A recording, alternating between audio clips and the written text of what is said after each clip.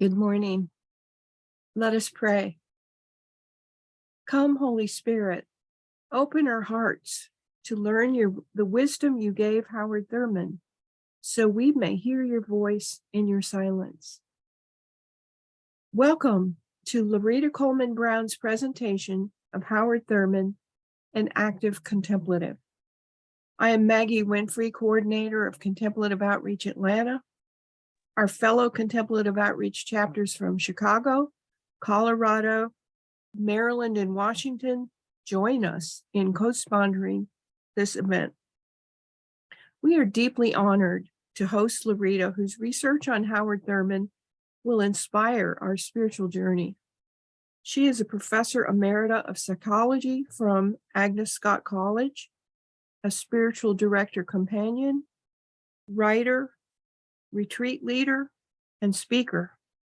She earned her BA from the University of California, Santa Cruz, and PhD from Harvard University.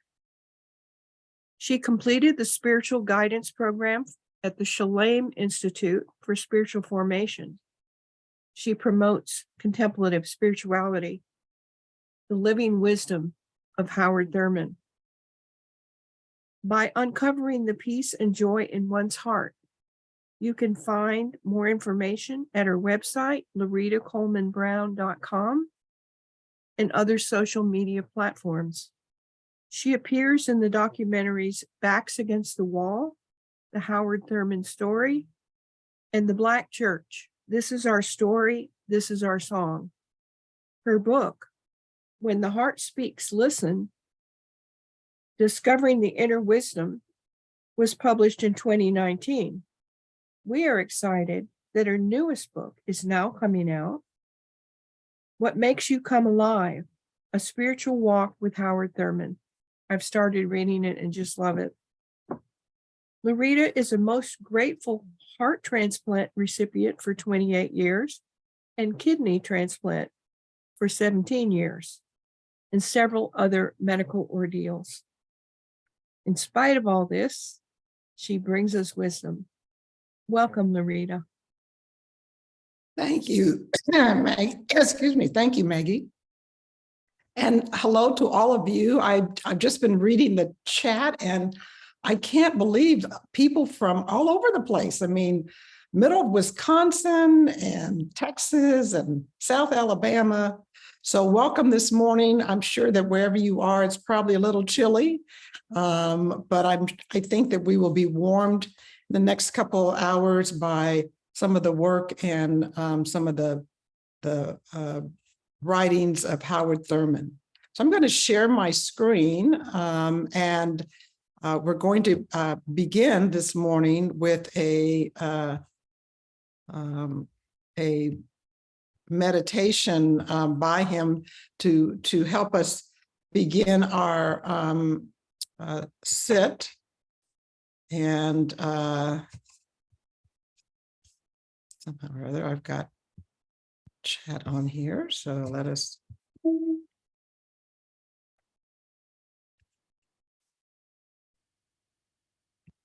One of the first things that I did want to mention is that we may hear some gender bias in the language of Howard Thurman's prayers and meditations and work. And this is a statement that is included and at the beginning of many of his books. It says, we realize that the inclusive language is notably absent in the Howard Thurman writings. As gifted and prophetic as he was, Howard Thurman also was a product of his times, and inclusive language was not a part of that consciousness. Regardless of the language, the substance of Howard Thurman's work is inclusive. His life and theology were inclusive. And if he were writing today, his language would more accurately reflect his worldview. So we will see that there is that noticeable gender difference there. So our opening meditation, which as you know, one aspect of this will include a 20 minutes of sitting.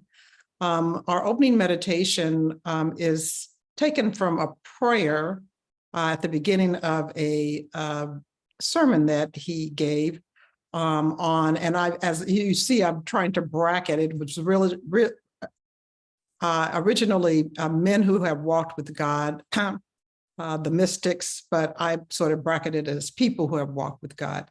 And he actually studied several female mystics as well. So this is taken from the archives, the Howard Thurman Digital Archives, which you can access just by going online. This is from the Pitt Library at the Candler School of Theology at Emory University. And so we're going to listen here to his prayer. And then we will automatically go, Maggie will ring the bell at the end because he'll say an amen. And then we will sit for 20 minutes.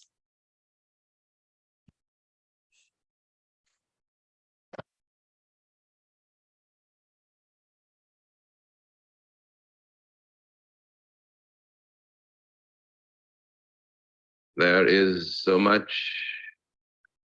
that engages the mind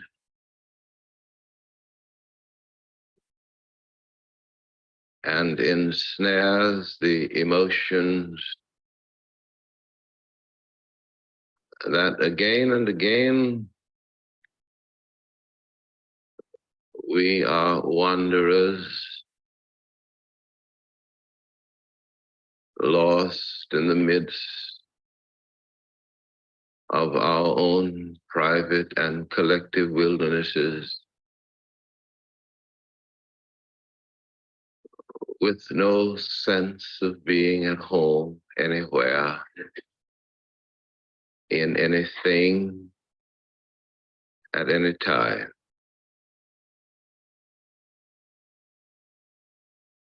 Our enthusiasms wax hot and cold.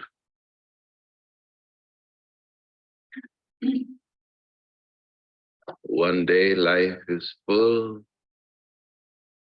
and the wave is high, and the sun is bright.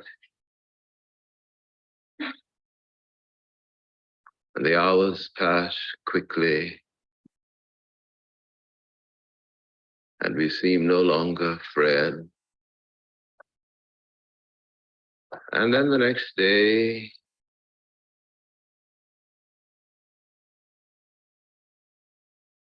the day is long,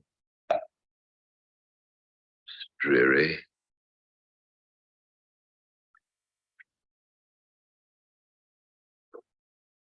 And we wonder how it felt to ride with freedom and abandon on the crest of the wave.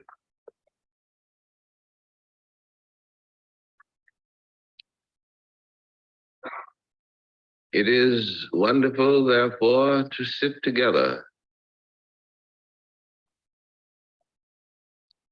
to be enveloped by a single moment.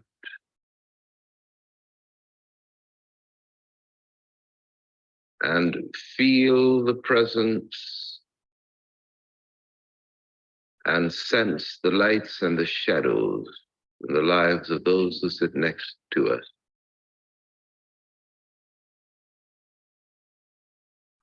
It is good to be caught up in the creative silence, surrounded by the brooding presence of God.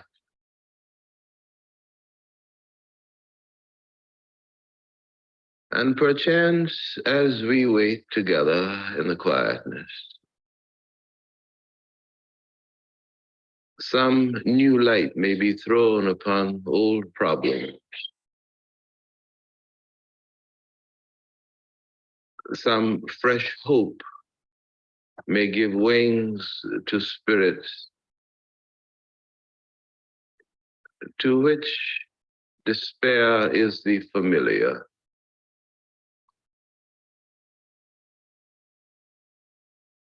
Perhaps a sense of forgiveness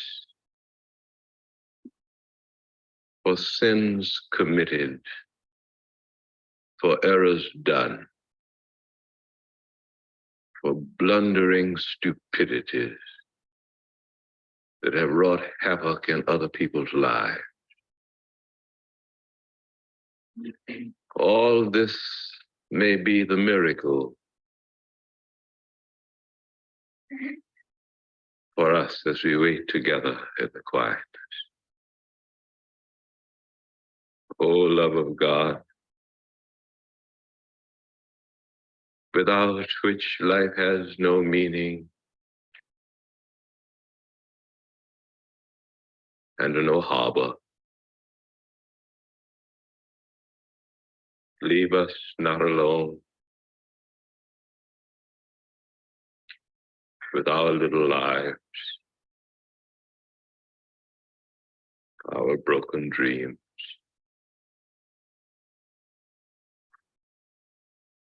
our insistent problems, but invade our spirits with thy vitality, that we may be renewed in all the ways of our life, that we may turn from this place this day with all that is within us, wash, purify, and refreshed. We seek this with simplicity of heart and with quiet faith and confidence. Thou wilt not deny thy love to thy children. O God, our Father.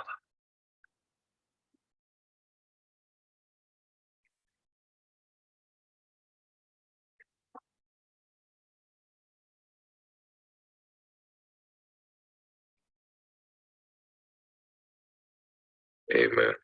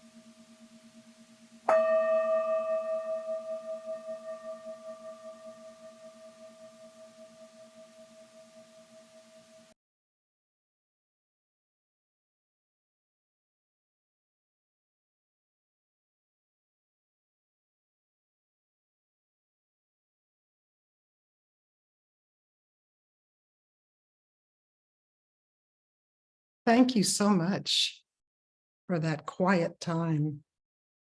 I want to begin by actually thanking Maggie and John and Chris, who have been working with me and all of us together as a team to bring this program to you today. It's amazing what it takes in the background for things to happen, and I really appreciate all the efforts that they have been putting forth the last few days, getting everything together. And I always like to begin my presentations by thanking Professor Walter Earl Fluker, Professor Peter Eisenstadt, and Professor Luther Smith Jr., as well as Kai Jackson, for all, and the many Thurman scholars who have just created a beautiful treasure trove of materials for people like me who lead retreats and who need to write books without spending hours in the library. It's just an amazing array of materials, particularly the now 5 volumes of the Howard Thurman's Papers Project. There's actually, it's just, these resources are amazing. So in the spirit of Howard Thurman, who was, I believe, born a contemplative, I want to encourage us all to ignore our electronic devices for the next couple of hours and trust that God will be able to take care of whatever it is that is needed. So I want to begin with my own connections to Howard Thurman. I actually discovered him late in life, which was an issue that bothered me immensely. I couldn't understand how I had been studying by that point spirituality for 30 years, had attended predominantly Black churches, all kinds of spiritual retreats, and I had actually never heard of him. Actually, I was finishing up my program at Shalem, and I wanted to write about a mystic. And so I started asking around about African and African-American mystics. And one of my clergy friends told me about Howard Thurman, and I started to read his Meditations of the Heart, and I was astounded. So, but as I got into his work, particularly his autobiography with Head and Heart, the autobiography of Howard Thurman, I realized that we were very much connected, although perhaps maybe 50 years apart in terms of our lifetimes. And I also was a person who was drawn to the outside. He liked being outside in nature, and we'll talk more about that in a minute. I loved sitting out in the wind.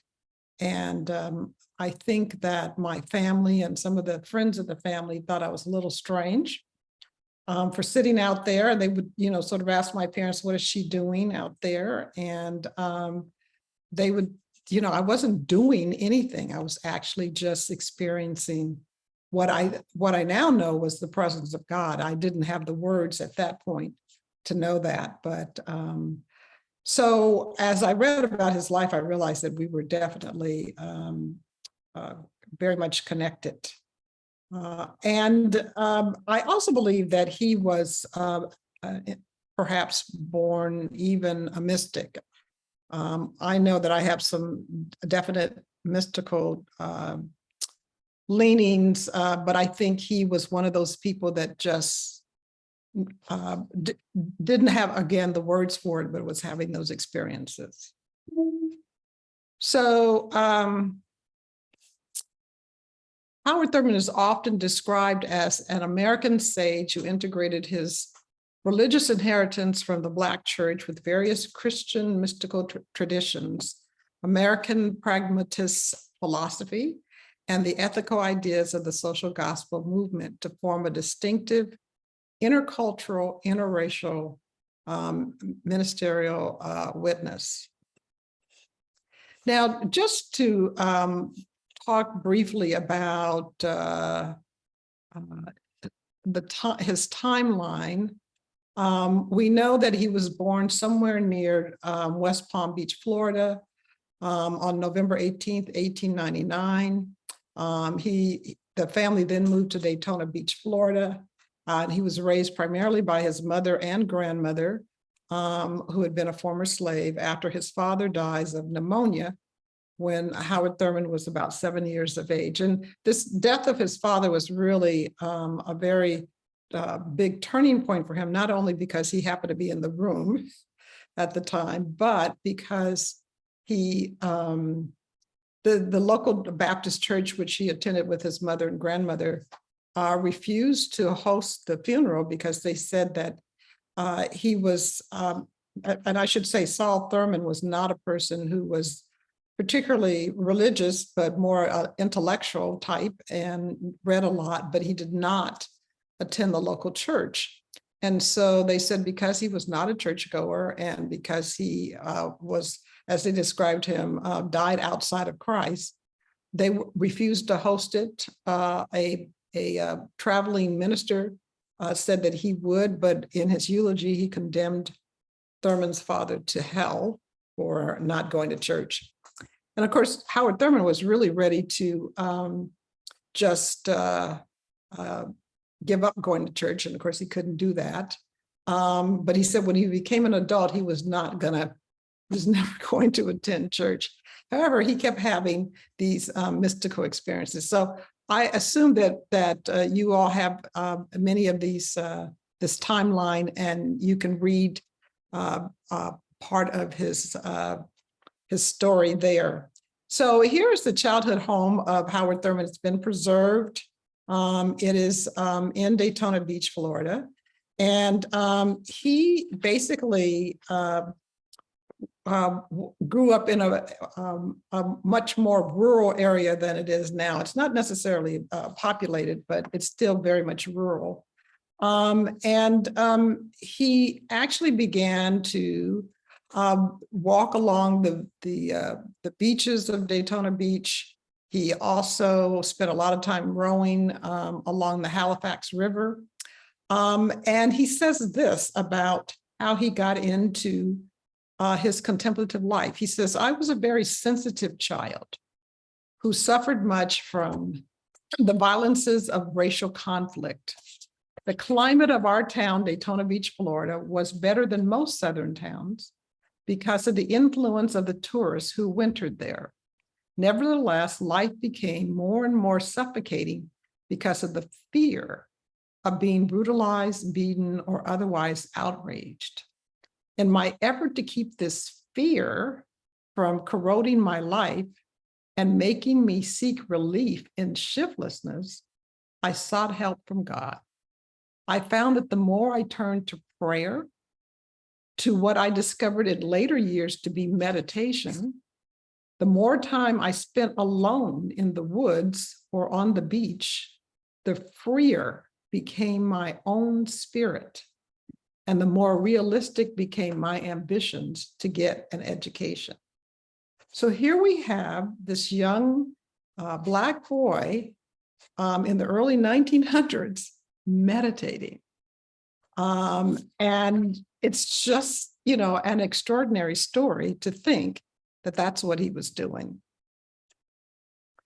Now, there was a particular tree that Thurman became attached to. And as a matter of fact, he says that he spent some time talking with this tree. And it's very interesting that not only did he have this connection, deep connection to nature, but to sort of all life in some ways. So he says about the tree, he said, I needed this tree. I needed the strength of the tree because I learned that from the oak tree, despite the tempests, the storms that would come over and out of the ocean, it stood stalwart. And he felt like that there was some kind of constancy there in this tree. He also said that I needed the strength of the tree, and like it, I would hold my ground. I cultivated a unique relationship with the tree. I could sit my back against the trunk and feel the same peace that would come to me in my bed at night. I would reach down in the quiet places of my spirit, take out my bruises and my joys, unfold them, and talk about them. I could talk aloud to the oak tree and know that it understood. It too was a part of my reality, like the woods, the night, and the pounding surf, my earliest companions giving me space. Remarkably, Thurman had lots of experiences in, like I said, in this area around the ocean with respect to trees. And he actually wrote about them in his autobiography, where he says that, for example, he says, the ocean and the night together surrounded my life with a reassurance that could not be affronted by the behavior of human beings. The ocean at night gave me a sense of timelessness, of existing beyond the reach of the ebb and flow of circumstances. Death would be a minor thing. I felt in the sweep of the natural embrace.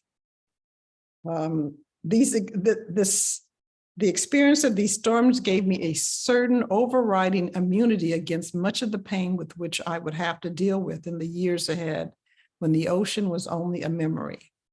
The sense held, I felt rooted in life, in nature, and existence. And he also says, as I walked along the beach of the Atlantic in the quiet stillness that only can be completely felt when the murmur of the ocean is stilled and the tides move stealthily along the shore, I held my breath against the night and watched the stars etch their brightness on the face of the darkened canopy of the heavens. I had the sense that all things, the sand, the sea, the stars, the night, and I were one lung through which all of life breathed. Not only was I aware of the vast rhythm enveloping all, but I was a part of it, and it was a part of me. So he, in many ways, was having these not only contemplative experiences, but mystical experiences as a young child outside in Daytona Beach. We believe this tree is still there. This was a picture taken by my husband as we visited the house a few years back. And it is a mighty oak tree. It's, from the side, it may look like it's thinned, but it is really very, very big tree. Now, another big influence in Thurman's life growing up as a child was his grandmother, Lady Nancy Ambrose. And because his mother, of course, after his father passed away, his mother had to work. His grandmother spent a lot of time with the children. So Howard Thurman had an older sister and a younger sister. And he said sometimes it was kind of fun having the older one or the younger one, because he could blame either one if something happened. But basically, his grandmother, who had been born a slave, very much wanted Howard and his sisters to get an education, because when she was coming along, she was not allowed to learn how to read.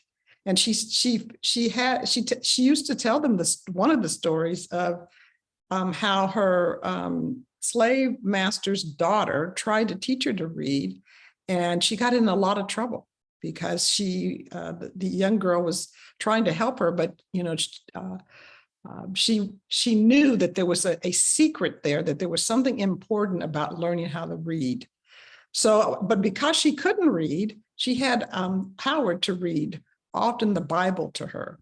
And it was very interesting. She would have him read certain sections. She particularly liked the Psalms, But there were certain Pauline letters that she would not allow him to read to her, mostly those that had to do with slaves obeying their masters. But she was certainly one who instilled in him and modeled for him what spirituality was. She sort of lived her spirituality. She was well respected in the community for her strength and her wisdom. She was a laundress and a midwife. And anytime that she thought that Howard and his sisters were losing, sort of that glimmer in their eyes or that sense of confidence, because as they were getting older, they were learning more and more about their second-class citizenship in the Jim Crow South. And so she would tell them this story about how once a year, there was a slave preacher who was allowed to come and preach to them.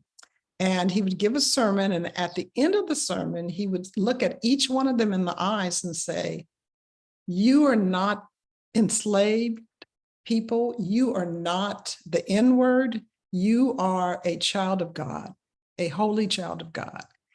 And it was that sense of being a child of God that actually helped her to get through the horror of slavery.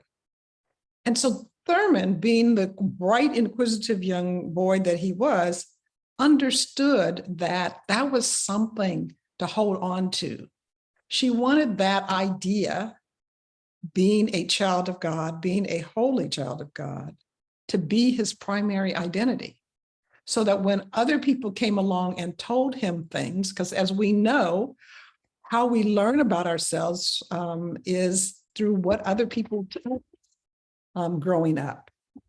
So she wanted that to not only be his primary identity, but to help inoculate him from some of the negative information that he would eventually learn about himself as he went along. Picture of young Howard Thurman. He was a very bright young man.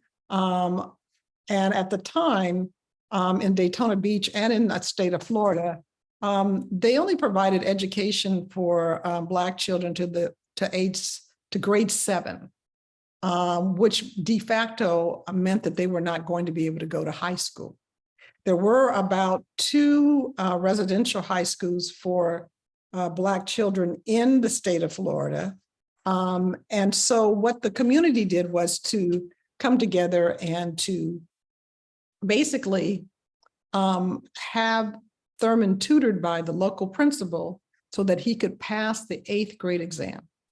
And so he was able to pass that exam and then went on to go to the Florida Baptist Academy, which is, by the way, now Florida Memorial College. And Thurman, being the bright young man that he was, of course, graduated from his class as valedictorian.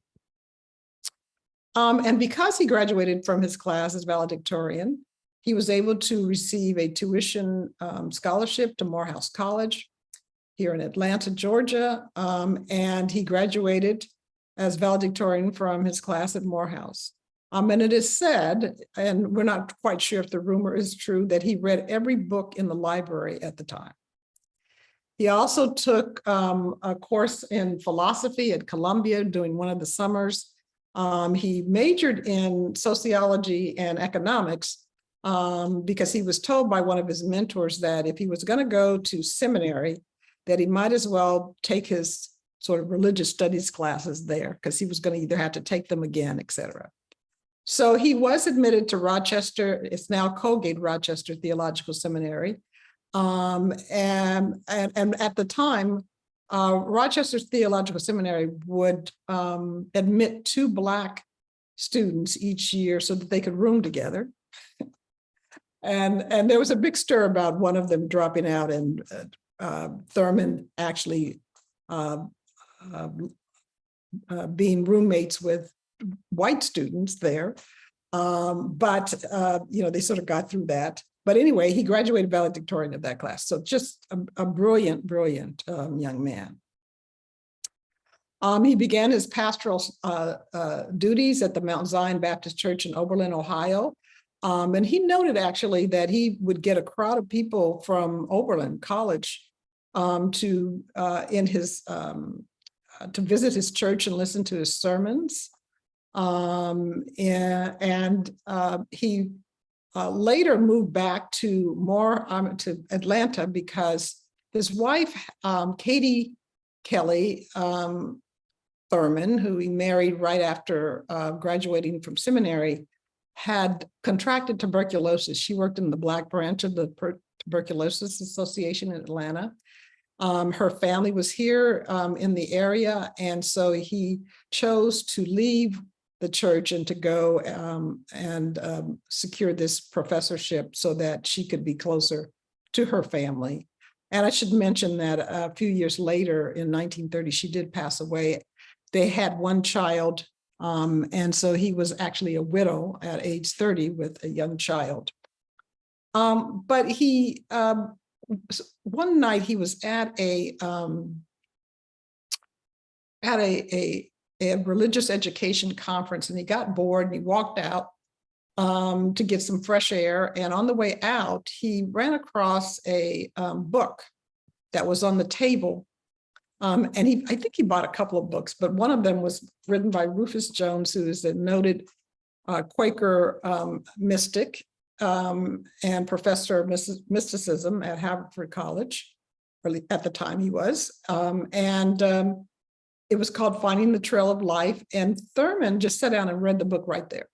And he was so intrigued with this book because in some ways, which the book is about, Rufus Jones's experiences as a child, his mystical experiences. He was actually in some ways describing some of the same experiences that Thurman had when he was a young boy, this sort of sense of connection to nature and seeing God in nature and experiencing God in nature. And he thought at that time, he says, I've got to go study with this man. And so he basically was, and I will call them holy coincidences or sacred synchronicities. He was able to find someone who knew Rufus Jones, was able to contact him, and Rufus Jones offered him some housing and a sort of a tuition-free semester to study mysticism. And I'm not sure if you all are familiar with some of the Quaker mystical tradition, but Rufus Jones was sort of born into Quaker silent worship. And he talks about being embraced by the presence as a 4-year-old. And I just want to read this from biography of Rufus Jones. He says, every day after breakfast, we had a long period of family silent worship, during which all the older members of the group seemed to be plainly communing in joyous fellowship with a real presence.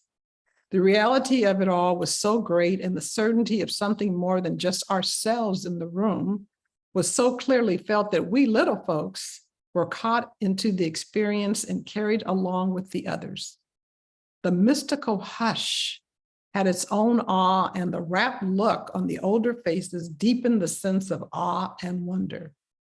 By the time I was 4, I'm going to say that again, by the time I was 4 years old, I had formed the habit of using corporate silence in a heightening and effective way.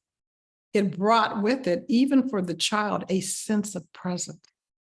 So here we have Rufus Jones basically sitting and experiencing the effects of corporate silence as a 4-year-old. And I'm sure if you all are not familiar with Quaker schools, but typically every Friday, all the children in the school from kindergarten up sit for 30 minutes. So I often wonder what our lives would be like if we had children sitting in silence, at school. Now, Thurman mentions, because he did attend some of the unprogrammed, I learned a new word last week, it's an unprogrammed worship service where there's nothing but silence. He attended those fairly regularly, and he writes about them. I just want to read this because it's just so extraordinary as he talks about this. He says, so he's basically describing his sitting in a meeting, a Quaker meeting. He says, nobody said a word, just silence, silence, silence. And in that silence, I felt as though all of them were on one side and I was on the other side by myself with my noise. And every time I would try to get across the barrier, nothing happened. I just was Howard Thurman. And then I don't know when it happened, how it happened. I wish I could tell you, but somewhere in that hour, I passed over the invisible line and I became one with all the seekers. I wasn't Howard Thurman anymore. I was a human spirit involved in a creative moment with human spirits in the presence of God. So basically, we are learning how much Howard Thurman began to not only love, but cherish sort of group or corporate silence. And he knew that there was some power there in that. So as he finished up his time with Rufus Jones, particularly experientially, he went on to spend a couple of years, as I mentioned, at Morehouse and Spelman College as their director of religious life and professor. And then he was invited to become the dean of the Rankin Chapel, as well as the professor of religion at Howard University in Washington, D.C. And we'll come back to some of the things that he tried in his worship services. But not only there, but when he also founded the first intentional interracial church in San Francisco in 1943, he started to sort of experiment with silence. Now, if you noticed during the opening prayer that he wrote, that he had those sort of moments of silence, and particularly before that last amen, there was just, so he really felt like it was really important to have silence and use it in a variety of different ways. But what he found when he instituted a pre-worship meditation period, that the request for pastoral care went down. So he says, this quiet period became one of the most dynamic sources of vitality in the life of the church. Again and again, the quality of the first period of meditation would carry over into the briefer second meditation during the morning service. The earlier period was also useful because often there came to individuals illuminations of their own problems, which made it unnecessary for them to seek any other help. So for Thurman, there was something healing about silence. And I think he would probably even say further, something particularly healing about group or congregational silence. That when you bring an entire group of people together, as we have today, or in a larger setting of a church, and have them sit in silence, that something healing can happen. And in this case, he found that people didn't necessarily have to come to him for help, that sometimes the help came in the midst of the silence. And he refers to that again in that opening meditation, that we might, that we might be washed, that we might receive vitality, that we might be healed, that we might be forgiven in this time of quiet together. So this pre-worship meditation period was really important. And not only did he use that in the church in San Francisco, but he took that with him when he became the first Black faculty member and dean of the Marsh Chapel at Boston University. Silence was really important. And if any of you have had an opportunity to read his Meditations of the Heart, his first section of those meditations are devoted to silence. And he believed that every day, he has one meditation called A Lull in Doing. He believed that every day there should be some time set aside for silence. He also had this way of using silence in a creative way.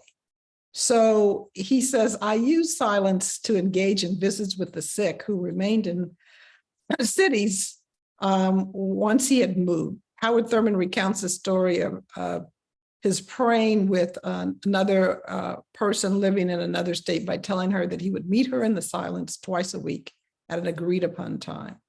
Each time I came home for a visit, we would share our experiences.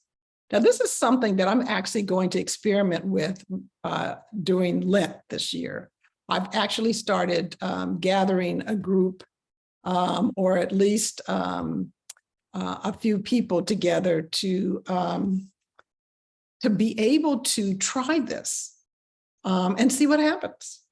Wouldn't it be nice, again, if we were perhaps maybe engaged with one or two other people, perhaps maybe in some other part of the country, where we could come together and sit for a certain amount of time, maybe 20 minutes, maybe more, and then see what happens.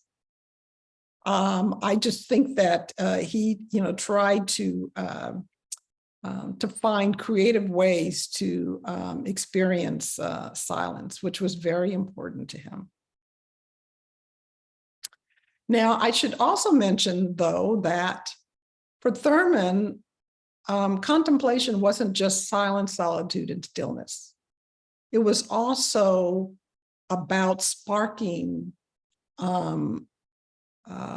the presence of God, or creating circumstances where people might be able to experience the presence of God. So, for example, he believed that spirituality could not be taught, but it could be caught, kind of like a contagion. And so he tried to do various things, like often he would have either dramatic performances or literature. He would read all kinds of literature to see if he could then spark the presence during a worship service. He used music. It could be spirituals, it could be classical music, it could be calming music. I have not yet heard any jazz, but who knows?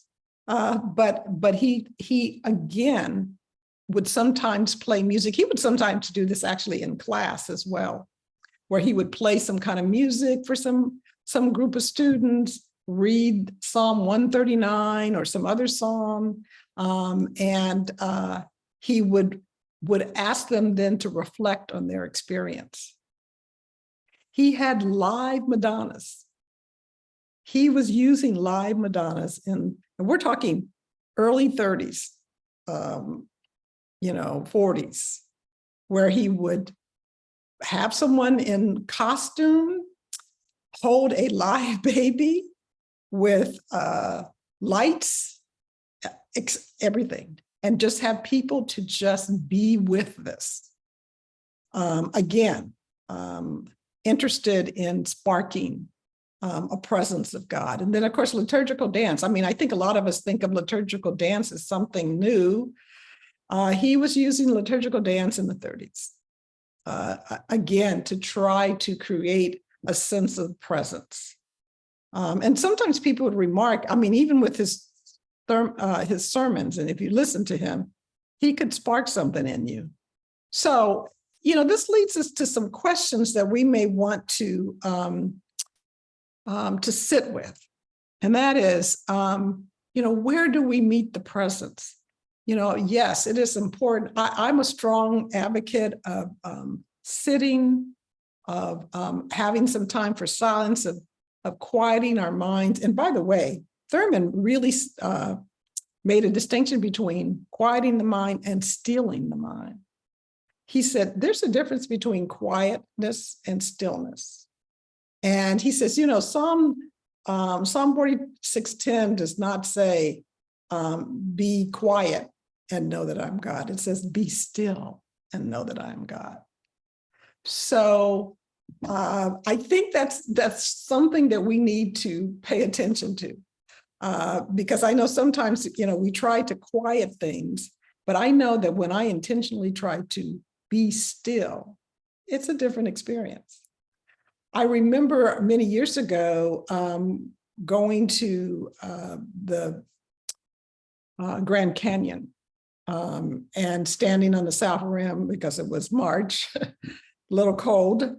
But I noticed that after all the people taking selfies and I got my husband to quit taking pictures, the stillness emanating from the Grand Canyon was just extraordinary.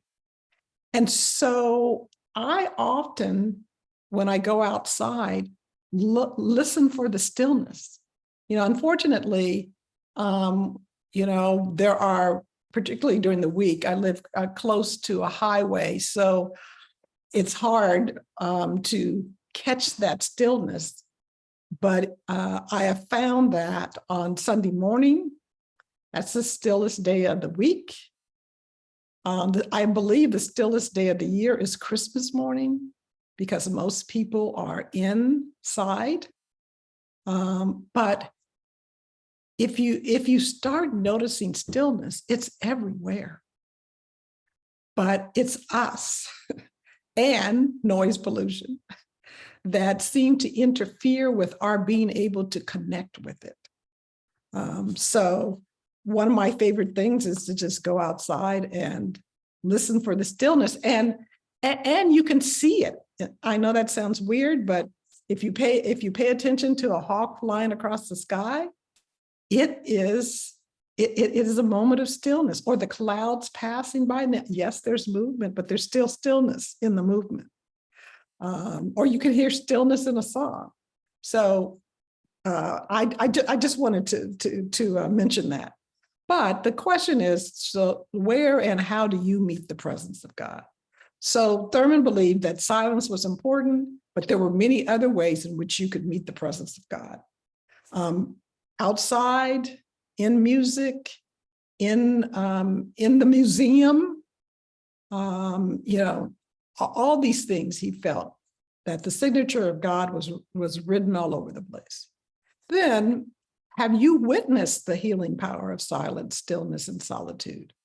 Is there any time when you've noticed that this has been sort of healing for people? And what forms of group or congregational silence and moments of stillness can we introduce into our faith and spiritual communities? I think it is so important. Thurman was way ahead of his time. And unfortunately, we are still in the midst of the contemplative, I call it the contemplative reformation or revolution, sometimes what Maggie and I call it, because I think it would be so important for us to involve some more of that into our spaces and places. Now, I know that there's usually resistance of many sorts. Partly, not everybody's comfortable with silence, because in silence, not only does the presence bubble up, but all sorts of uncomfortable feelings and other kinds of issues. So, we often have to be very careful. It's not perhaps good for people that have recently been in an abusive situation or maybe grieving or whatever. But I think I keep pushing people and situations into, can we just take a little group silence? And so it's uncomfortable at first. But I think once people begin to really experience the presence in that during that time, that they can begin to see what the benefits are.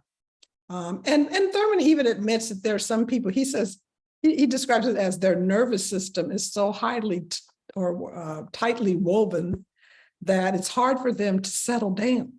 But that's what practice is about. That's what discipline is about, is really having some control over your mind as opposed to your mind having control over you.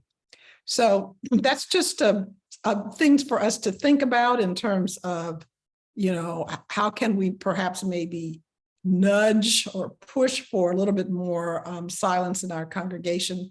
I do know that I've had people, as spiritual director, I've had people come to me and say, well, my pastor doesn't thinks that meditation stuff is devil worship from the East, which obviously is an indication of how ignorant many people are, including some pastors, of the contemplative roots of Christianity. And it's really unfortunate. I think that there are some people who feel like, well, if you can have a direct experience of God, then you're not going to come to church. But as we'll see on the second half of this, Thurman would believe that the more contact that you have with God, the more you yearn for community. So, but, we have to work on these things. My bonus questions are, can you spot a contemplative? How do you know when you are in the company of a contemplative leader? What is it about them? Or can you not? Maybe you don't know who a contemplative is. Just something to think about. So I think that brings us about to our 5-minute body break. So we'll take about 5 minutes for people to get up and do whatever they need to do to address their bodies, what they need, maybe more water or more tea or coffee or whatever it is that you need. So we will come back at 11:20.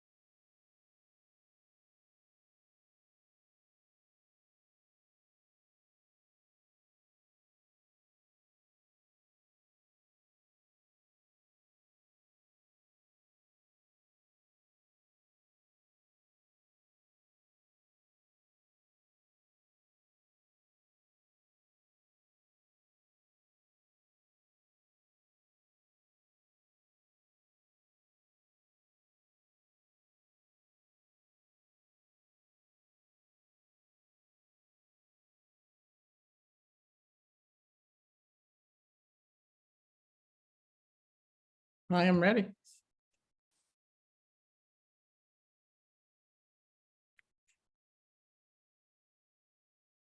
Thank you.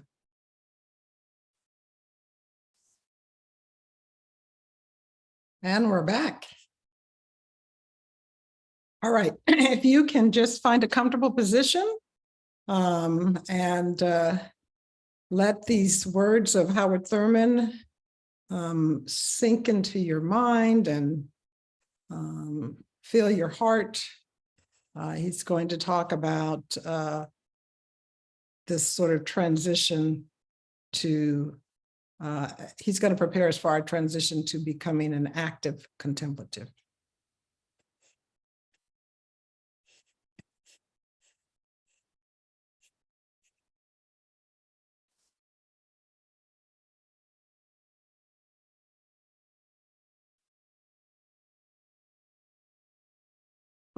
Long as a man has a dream in his heart, he cannot lose the significance of living. There is much insistence upon being practical, down to earth. Such things as dreams are wont to be regarded as romantic or as escape hatches for the human spirit. The dream in the heart is the outlet. Men cannot continue long to live if the dream in the heart has perished. It is then that they stop hoping, stop looking, and the last embers of their anticipations fade away. The dream is one with the living water welling up from the very springs of being, nourishing and sustaining all of life. Where there is no dream, the life becomes a swamp, a dreary, dead place, and deep within, a man's heart begins to rot. The dream need not be some great and overwhelming plan. It need not be a dramatic picture of what might or must be someday. It need not be a concrete outpouring of a world-shaking possibility of sure fulfillment. Such may be important for some, such may be crucial for a particular moment of human history, but it is not in these grand ways that the dream nourishes life. The dream is the quiet persistence in the heart that enables a man to ride out the storms of his churning experiences. It is the exciting whisper moving through the aisles of his spirit, answering the monotony of limitless days of dull routine. It is the ever-recurring melody in the midst of the broken harmony and harsh discords of human conflict. It is the touch of significance which highlights the ordinary experience, the common event. The dream is no outward thing. It does not take its rise from the environment in which one moves or functions. The dream lives in the inward part. It is deep within where the issues of life and death are ultimately determined. Keep alive the dream. For as long as a man has a dream in his heart, he cannot lose the significance of living. Let us just take a couple of minutes to let that sit with us.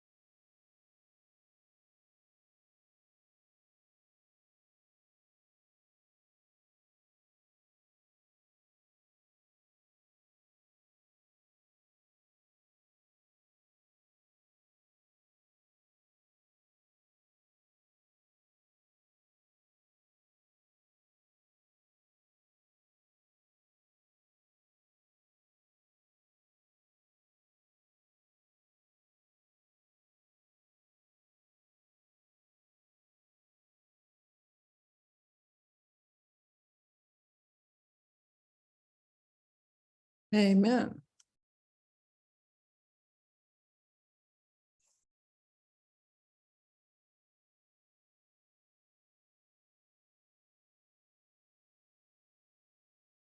So let us return to this place where Thurman crosses paths with Rufus Jones. But before I start down that path, let me just mention a couple of things.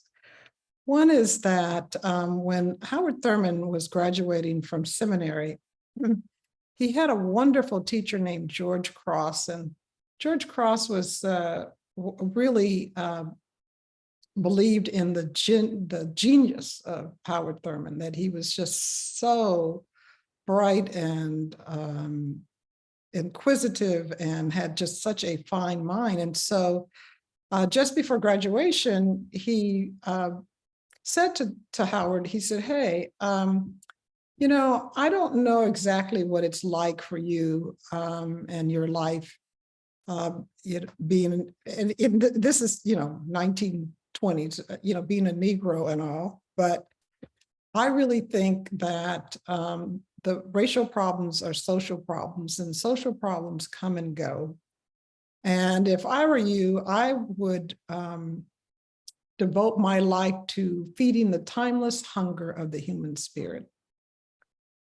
And so Thurman listened to him, and he you know, pondered what he said, but he understood that George Cross had no idea what it was like to be a Black man in the 1920s. And so I think utilizing what I like to describe as his inner authority, he decided that he wanted to pursue both of these issues at the same time. That was the dream in his heart. And so he, you know, set out to go to this church that he had been assigned to, and you know, to begin his career. But he realized that there was no way that he could separate this desire to feed the timeless hunger of the human spirit and the plight of Black people in the United States at the time. They just couldn't be separated.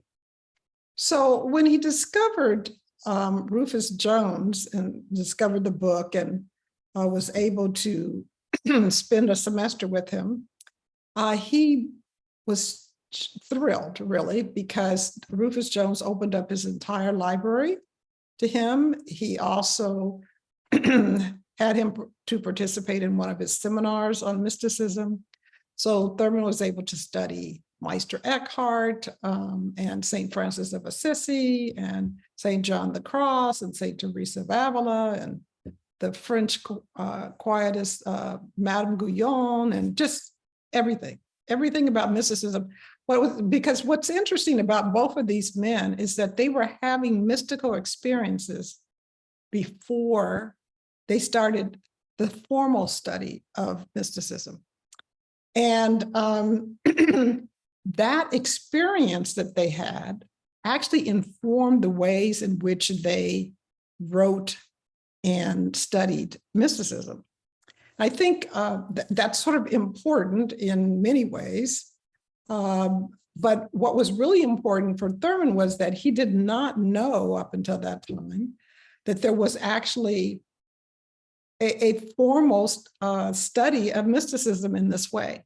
So he was delighted to be able to spend this time reading and writing and studying. And I think he wrote a paper on Francis of Assisi while he was there at Haverford. Okay, so one of the things that's pertinent to our discussion here is that children, Rufus Jones firmly believed that children, he being one of them, have contemplative or mystical experiences. Why? Because children are not as absorbed as we are with things and problems and all the other things that seem to pile into our minds. They have more room for surprise and wonder. They're more sensitive to intimations, flashes, and openings. The invisible, he says, the invisible impinges on their souls and they feel its reality as something quite natural. And what's fascinating, what's really important about this is that somehow or other, somewhere along the line, and I think a lot of it has to do with the name, we often mix up mysticism,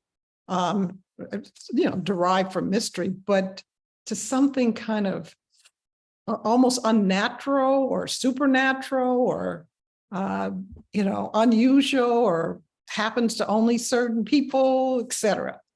And I think that perhaps what happens is that we sort of lose our natural connection to the presence because when we do have experiences, oftentimes parents don't want to talk to their children about it, or they'll say, well, let's save that for some other time or whatever. It's like the reaction that they get when they share those. I know I ran into the house one day and said, I was out there and I felt like the sun, the moon, and the trees all at once. And, people were looking at me like, girl, what's wrong? Have you lost your mind? Are you crazy? Right. So I think it's important for us to remember that, children can be great models for the rest of us in terms of reacquiring that sense of wonder, that sense of openness. Sometimes I think people are afraid to have mystical experiences. I've met people, I've worked with people as a spiritual director, companion, who, may have dreams and they're like, they don't want them to happen. And I'm like, that dream, that ability to dream like that is a gift. And so let's listen to Spirit about how that gift can be used as opposed to trying to get rid of it. But people often are afraid of their natural mystical inclinations. So one of the things that Rufus Jones did, though, was to introduce Thurman to a different way of looking at mysticism or mystics. So he felt like that there's affirmation or negation mysticism. So affirmation mysticism does not require isolation or withdrawal from society or social life. When you go inside to God, you come up into community or oneness. Now, Thurman used the word community in his time to mean oneness or wholeness. And affirmation mysticism stirs a moral or ethical desire to address inequities and restore unity. So there may be something about connecting, something about making contact with this sense of presence. And I'm sure many of you who practice centering prayer do have those moments where you lose sense of your body and you feel like you're one with everything. And so Jones believed that there was this sense that there are different kinds of mysticism, and the mysticism that he liked to promote was affirmation mysticism. In this idea about mysticism, we also know that mysticism or spirituality is not solely for your own personal spiritual growth. And I think sometimes we get sort of caught up in our own thing about spirituality and about our spiritual path and walking the spiritual path. But the idea here is that your spiritual growth is important because it is linked to the spiritual growth of other people. So so once you become spiritually mature, then you are able to mentor other people who are walking the path, perhaps at a different point. So affirmation mysticism would mean some social involvement, that is righting injustices or ending warfare. The idea is to move towards unity. Now, Howard Thurman and Rufus Jones would have these private meetings, not private meetings, but meetings once a week, And Thurman found sort of a blind spot in just personally with Rufus Jones, and that was that he didn't really have much respect for mysticism and other faith traditions. He was into Christian mystics, but not particularly high on, Hindu or Sufi or other kinds of mystics. He was not a fan of Gandhi, etc. And so Thurman was really not comfortable with that particular approach to mysticism because he felt like it wasn't just for Christians, it's for everybody.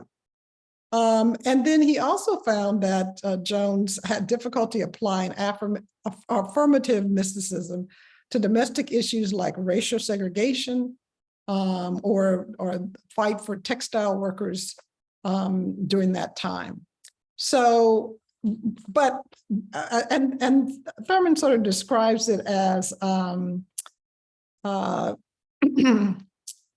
he says, I basically forgave him for his contradictions and ambivalences. And and he writes something that is just beautiful in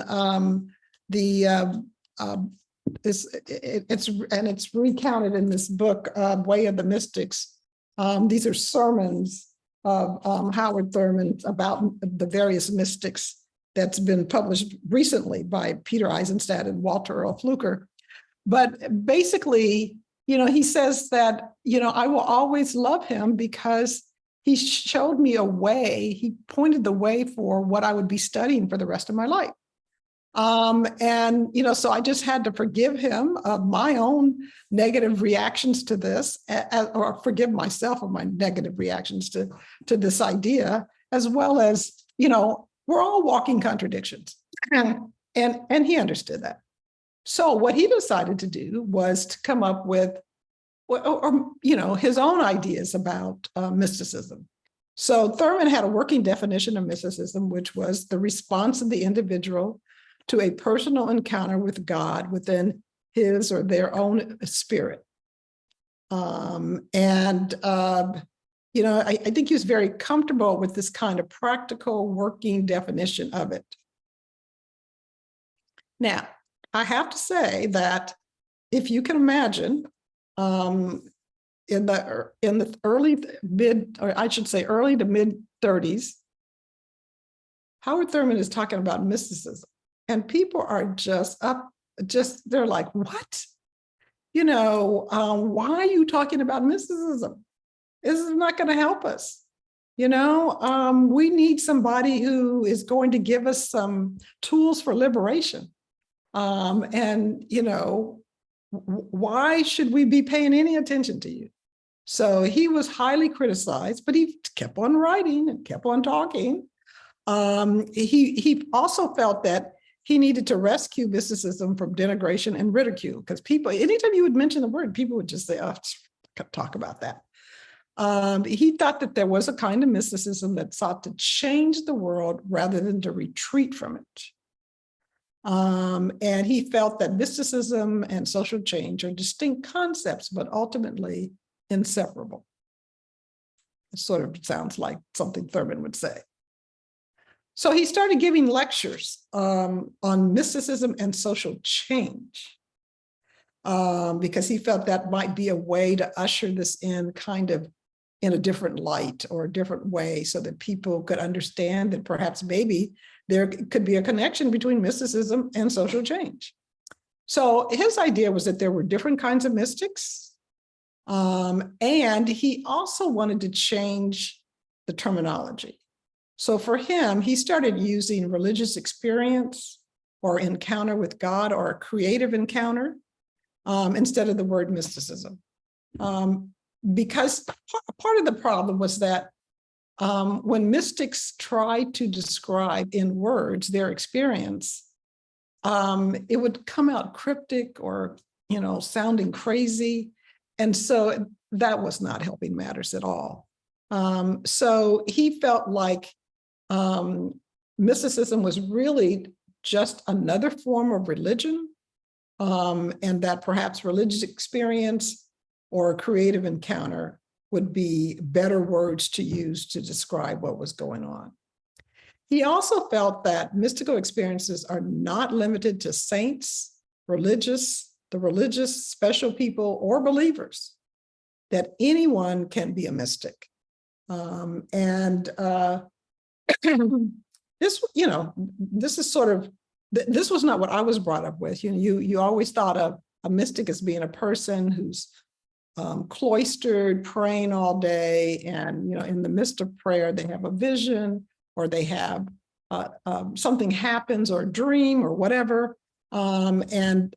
These were chosen people, and they were, special. So the idea that an ordinary person could be a mystic was just not entertained at all. So Thurman decided to come up with to talk about different types of mystic. He thought, well, maybe part of the problem is that we're lumping a variety of people or different kinds of mysticism into one category. So he said that there were sort of four types. And there are mystics who their personal response to God are perceived in personal terms. And Christ mystics were a subset of this, but the idea here is that their sense is that God is responding to them personally. Sort of like, God appears to them with a message, or like I said, they get a vision or something happens, and that this is something going on between them and God. Then there was a different type of mystic, and those were what he called intellectually conceived, an attitude of contemplation. He had a number of groups in this category, but it's more of people who, are trying to really understand the experience. He felt like that there was a group that was devoted to just that. And not necessarily devoted to, but that was their experience. And then there were the light within mystics, or the trusting the inner experience. He would probably put Rufus Jones and Quaker mystics in this category. And then, there were what he called the psychic insight into matters hidden, or the occult sciences. So, there are people out there who, apparently have some kind of contact or experience with the beyond, or with God in the beyond, or whatever. And so he sort of felt like that there was that was its own special kind of mysticism. As far as he was concerned, religious experiences or creative encounters could happen at any time and any place. So oftentimes people sometimes experience it in nature, or it could be doing prayer or meditation, or even at church. And I would say even in hospital rooms. I've been in enough hospital rooms. I've had experiences in hospital rooms. I know that other people have had experiences in hospital rooms where some presence may appear to them, or they may hear a voice or something. It certainly has happened to me over the course of many hospitalizations, of where, I will hear a voice say to me, "This is going to be okay. You just need to get through tonight." For him, he felt, though, that a creative encounter should stir an ethical or moral imperative towards restoring our natural state of community, our common unity, living harmoniously with everyone and everything. Thurman really felt like we are naturally connected. There is a sense of wholeness in the cosmos, or in the universe, and that somehow or other, sometimes they are humanly impose, there is some kind of change to that. So he really felt like that there was this harmonious, at some point perhaps, connection of everything, and that moving towards restoring this natural state was important. So Thurman felt like mysticism was a special category, it's distinct kind of religion. And I think, he was writing at some of the same times that William James was, on sort of, James writing variety of religious experience, that there was something about it being a particular kind of religious experience, that it transcended creeds and dogma or religious affiliation. And he considered himself to follow the Quaker light within mystical tradition, that we all have this, we all carry this light within, and that at any point in time, we can settle down or center down into it, often for guidance. I know that there's a lovely book called A Testament to Devotion, written by Thomas Kelly, who was also mentored by Rufus Jones, Quaker mystic, which I read every year just to remind myself. And he talks as well about, when we have all these things going on and we don't know which one to do first, and there's so much going on, that we need to just pause and just sink down into the light or into God and just listen. And we'll be instructed or guided to know what we need to do. Now, there are ways to access this information about Thurman's approach to mysticism. This particular pamphlet is available on Amazon, but it's called Mysticism and the Experience of Love. And basically, Thurman's and many of his books have been continued to be promoted by the Quakers. And this particular is a Pendle Hill pamphlet, but his ideas about mysticism, the categories, etc., you can read about in this particular publication. Thurman also wrote about mysticism in the creative encounter. This was a book that he published in the mid to late 50s, where he really describes his ideas about creative encounters, religious experiences. And what's remarkable about this particular book is that he actually suggests that every time we have an encounter, a mystical encounter or a creative encounter, it should change us. And he felt like it was changing our brains. I mean, he doesn't come out and say brains, but he's really talking neurotheology in the late 50s, believe it or not. Of course, Thurman being ahead of his times, but that, it should change our nervous system, as he sort of describes it, which will change our our thinking, as well as then later our behavior. Okay. He also writes even more, I shouldn't say even more, but writes in a different sort of way about mysticism or creative encounters in The Search for Common Ground. This particular book was published after Martin Luther King Jr. was assassinated. He was very interested in, so where is it that we can come together? What is the common ground? And he spends quite a bit of time. So if you're the philosophical type, like heady stuff, this is the book for you, because it is very heavy and heady in terms of trying to make the case for our common unity. And then finally, he writes about sort of the disciplines that we need to cultivate in order for us to have more creative encounters. He felt like it was very important for us to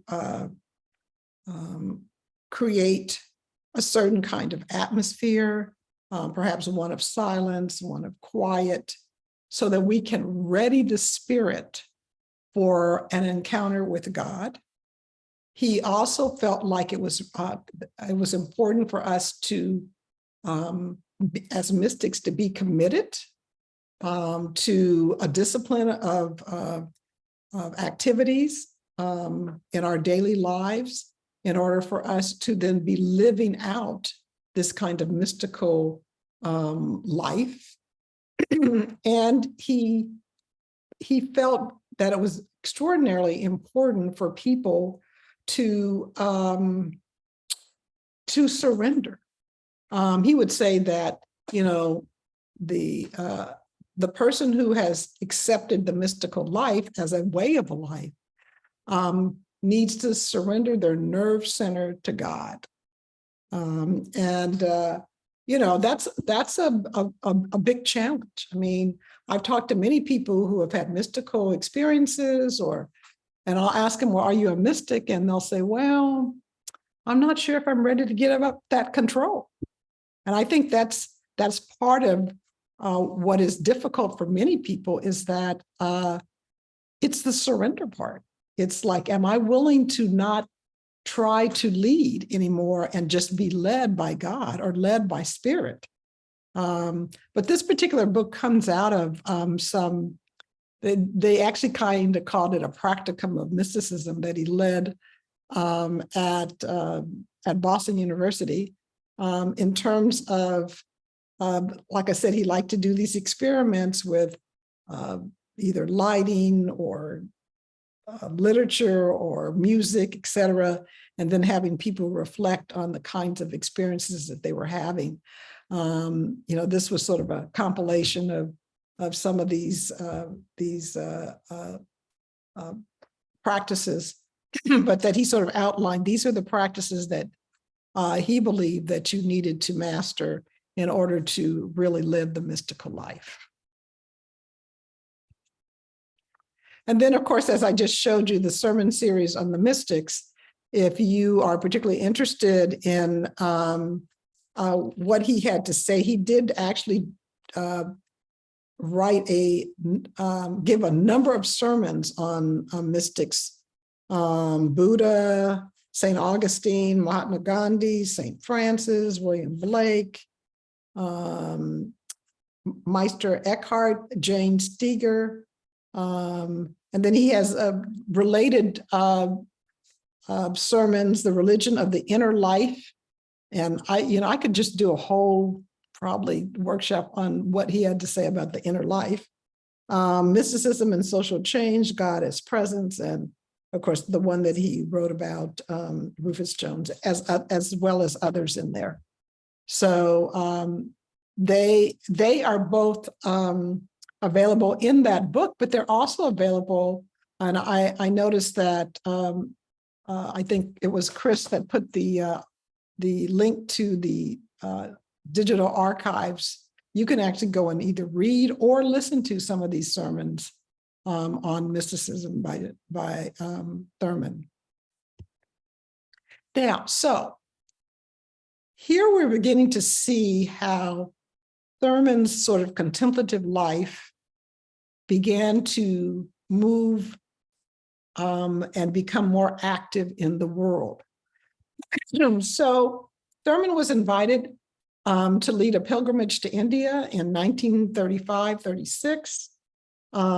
Prior to that, he was writing, he published an article called Good News for the Underprivileged, which basically he began to write about Jesus as a leader of a nonviolent religion and as a non-cooperator. This is prior to this trip, because he sort of felt like, as he was scrutinizing the Gospels, that there was something in it.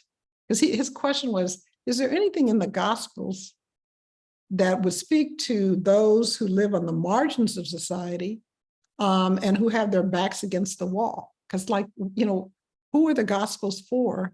And why would I want to even become a Christian? So he goes to India. He was not interested in becoming in evangelizing Christianity. As a matter of fact, he was challenged by people in India, particularly one lawyer who asked him, "Why are you here? And why are you representing Christianity? This religion that you speak of, doesn't allow you to sit next to other members of the church. It stops services to lynch people. Like, what are you doing?" And Thurman basically made a distinction and said, "Well, actually, I'm a follower of the religion of Jesus. Like, what was Jesus doing and saying every day?" And so he, during this pilgrimage, he and his wife and another couple, William and Finola Carroll, spent 6 months in India going around and mainly talking about how it was that they were able how it was that Black people survived in the United States up until that time. They were invited by something that I would call the YMCA, like, because they wanted some dark-skinned people to come and sort of be Christians, but help them sort of promote Christianity there.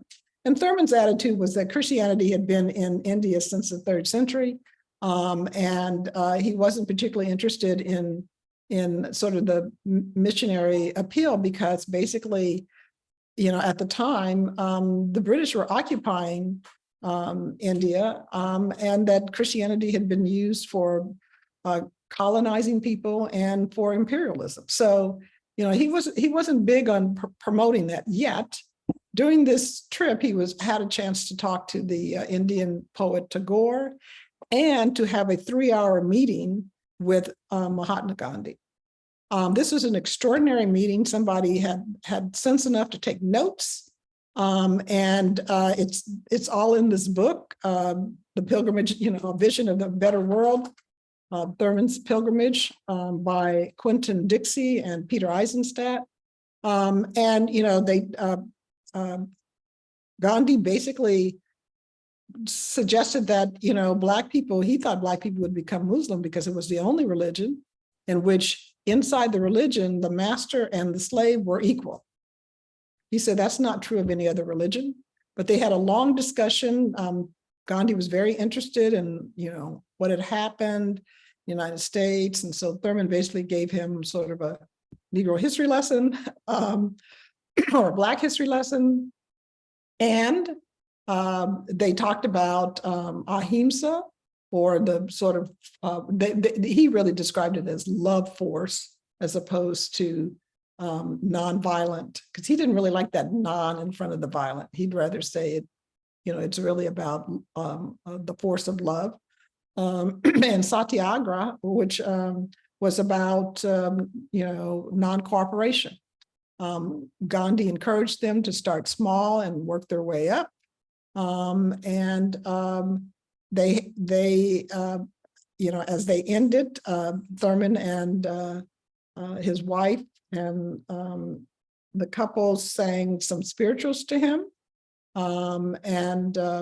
Gandhi sort of ended with some silent benediction, and said, I'm sure that it's going to be through the American Negroes that the unadulterated message of nonviolence will be introduced to the world, which is in some ways what happened. One of the other things that happened to Thurman when he was there was that he had a vision at Khyber Pass. He saw a caravan of people moving into Afghanistan, and he felt like he was connected to them. And so one of the things that he wanted to do when he returned to the United States was to see, he wanted to test whether or not people from different denominations, from different spiritual traditions, from different races and ethnic backgrounds could actually worship God in the same place. So when Alfred Fisk wrote him and asked him if he knew of a seminary student who might want to join them in starting this church, an intentional interracial, interdenominational church, Thurman said, I think I want to do that. And so he basically left his tenured job at Howard University and went to start this church. People thought he was nuts. They were crazy. They were in uproar. And how is he going to feed his family and support them? Because by this time, he and his new wife, Sue Bailey Thurman, which, by the way, I just want to say this as an aside, Sue Bailey Thurman and Alberta King were roommates in high school. When I read about that, it just took my breath away. That these two women knew each other long before there was a Martin Luther King Jr. But I digress. Nonetheless, so he went to, he and Alfred Fisk started this church, the Church of the Fellowship of All Peoples, in 1943, and there's a book about the founding of that church. But it was an extraordinary church with all kinds of people attending it. And there is a story of a Hindu man who basically told Thurman one day, he says, when I close my eyes, I think I'm in a Hindu temple. So it was something that Thurman wanted to do to see if, in fact, this was possible. And of course it was. In 1949, he published Jesus and the Disinherited, and I want to recommend this book to everyone. Everybody, I believe, should read this book. It is not only a book that asks some deep and searing questions about Christianity and what happened to it in terms of how the religion of Jesus became something else, but also how it is that if you are a member of a marginalized or disinherited group, can find human dignity and the vitality and strength and courage to move against your political or social circumstances. And he outlines that in this book, many of the ideas that can be applied to anybody who is in a power dynamic, that is, you're operating with someone who has greater power than you, and you start to exhibit some of the characteristics that he noted that were the case for those who are disinherited. But he thought it was important for him to lay out what it is that he had gathered from studying the scriptures. This book, of course, at the time, sort of was not well accepted because Thurman was not at a college or major college or university. He was Black. He was at this church that was unusual. It was not under a particular denomination. And so some people just kind of didn't pay any attention to it. However, there were people who did. And he sparked this movement. So many activists read and were inspired by Jesus and the Disinherited, and they began to seek his counsel. So in the civil rights movement, all of these people, were moved. And so there was a lot of activity, basically called nonviolent direct action, that occurred in the early 50s before. And mostly in northern and Midwestern cities, where interracial groups would go into a particular location that was segregated and just sit down. And of course, he crossed paths with Martin Luther King Jr. at Boston University. The families knew each other, so they did have some interaction. But by writing this book, and of course, people are still reading it and still being inspired by it. But again, all of this quiet contemplation that he was engaged in, he was utilizing in an outward way to change things. This book, the church, etc. So important here. Thurman supported integration, desegregation, and racial reconciliation, not because he thought it was the right thing to do, but because he knew that one could not have union with God without it.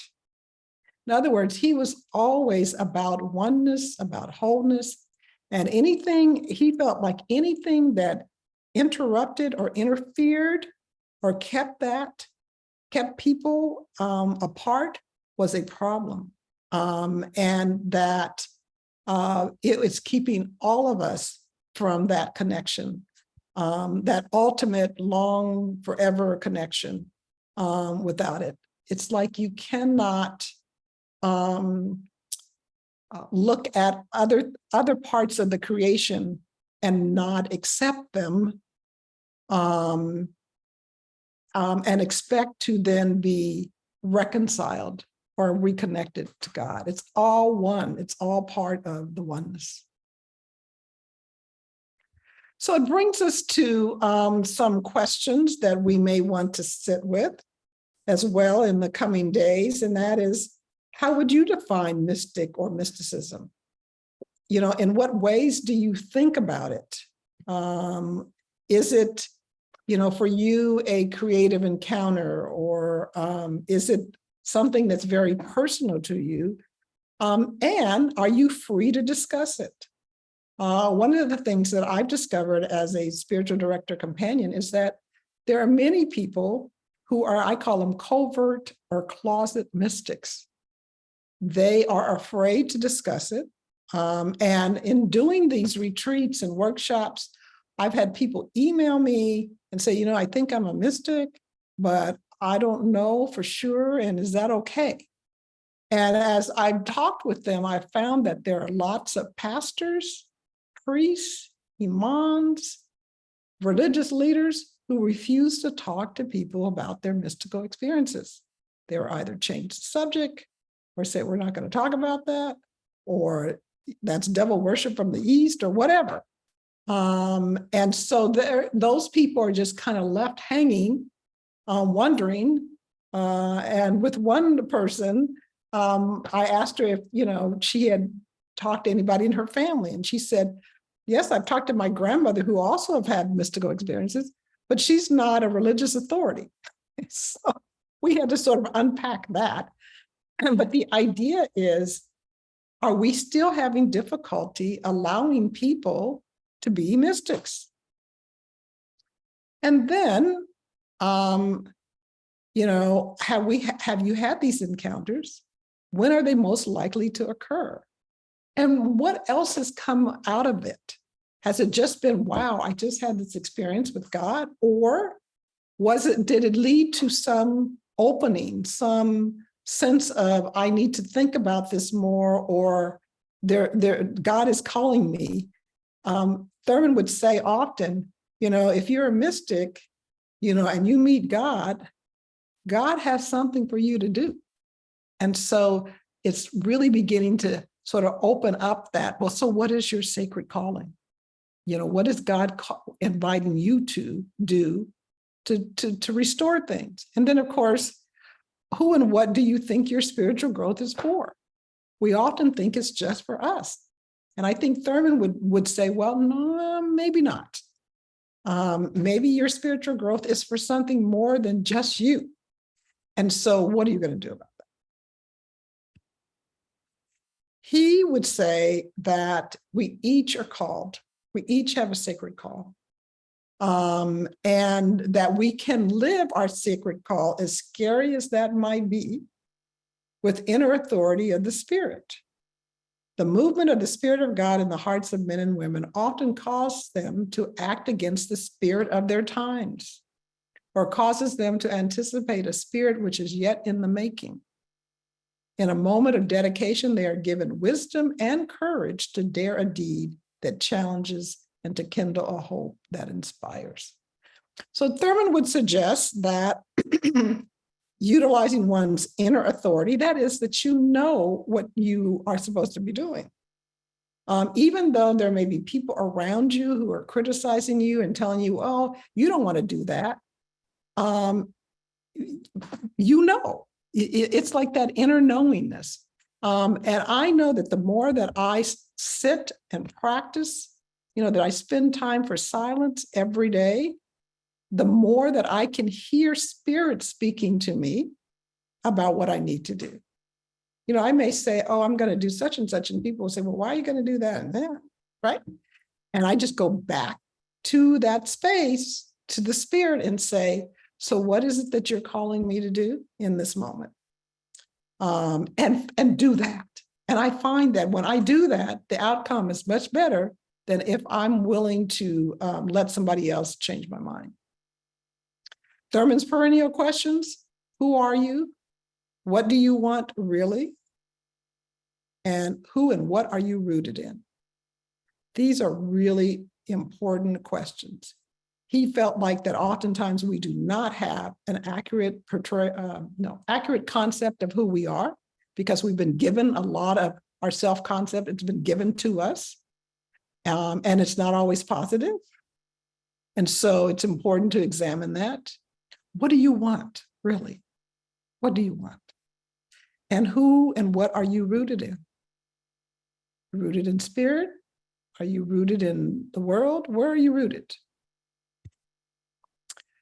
He felt, of course, the famous line from Meister Eckhart: you can only spend in good works what you've earned in contemplation, which I think we all know.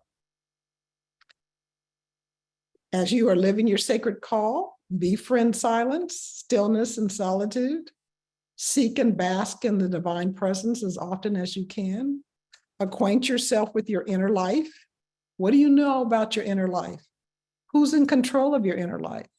One of the famous lines from Jesus of the Disinherited is that if a person knows what epithet or insult to hurl at you to throw you off your equilibrium, they will always be in control of you.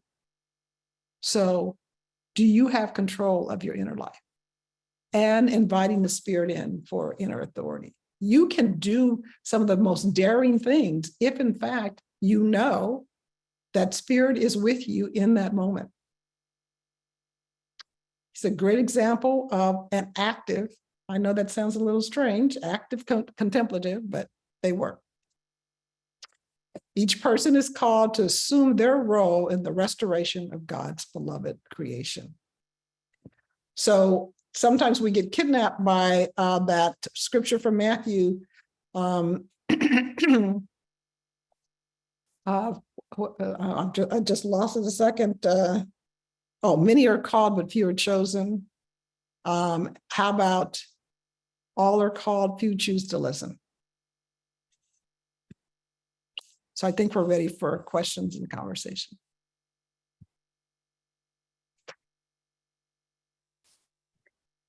Wow, thank you, Lerita. So inspiring. So how we're going to do this is have people raise their hand. If you, at the bottom of your screen, there's a raise hand. I think it's under reactions, and that will put you in line. But what I wanted to call on Lynn Huber first. And so we'll let you be able to unmute yourself and then mute yourself back when you're done. But Lynn had if you saw it in the chat, go back. As a prayer and as a spiritual director, I often encounter what might be called mystical experiences.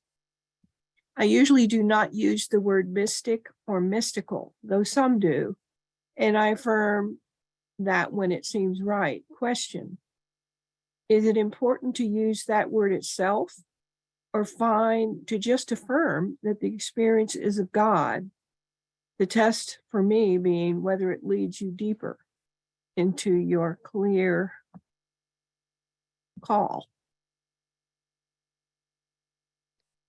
So I think it all depends on who you are talking with and their responses to the word mystic or mystical or mysticism. As we noted with Thurman, he decided not to use those terms anymore. So, after those early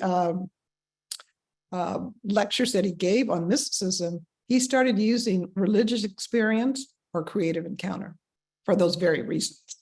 So I think that terminology to some makes a difference. And if it does, then you can use his terminology or you can use another kind of terminology. It just depends on what, spirit can guide you in that, in terms of what might be the most appropriate terms. Some people are comfortable with mysticism, other people are not. Thank you for that, and thank you for this wonderful time. You're very welcome. I'd say hello to my Colorado. I used to live there. Well, miss and that's what I call our centering prayer friends. I call them fellow mystics. So Yes, and I s- know that. some people are put off by it, but I think if you name it, that's what it is. It's something new. So anyone else have a comment or a question? Okay, Stephen. Unmute yourself, Stephen.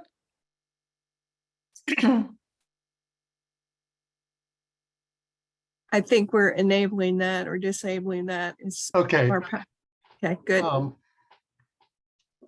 Lerita, this is just a beautiful, friendly introduction to Howard Thurman. I was fortunate, I was blessed to pastor in Daytona Beach in the 90s. And I used to drive by his house often, and I've never been able to get inside, but I'd peek through the windows, and I know the tree you're talking about. And I'm so grateful to Maggie for introducing us, because I first met you through at the early stages of the pandemic. So this is this is a beautiful way, it seems to me, to introduce people to Howard Thurman, who is greatly a great resource. And being from Florida, I'm very proud to claim him as a Florida mystic. So my question, the first time I met you, you mentioned and you introduced me to a person, I believe his name is Gregory Ellis.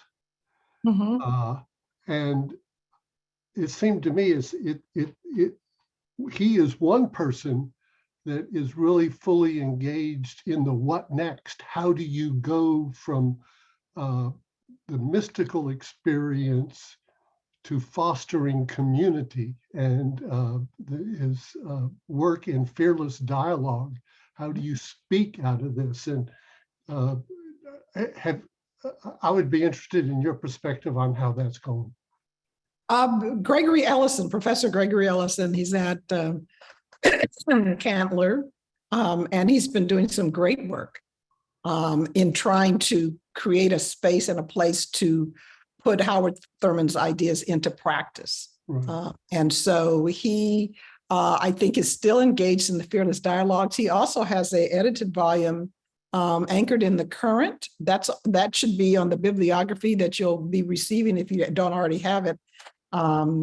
As a group of people that he brought together to write about Thurman in a variety of ways.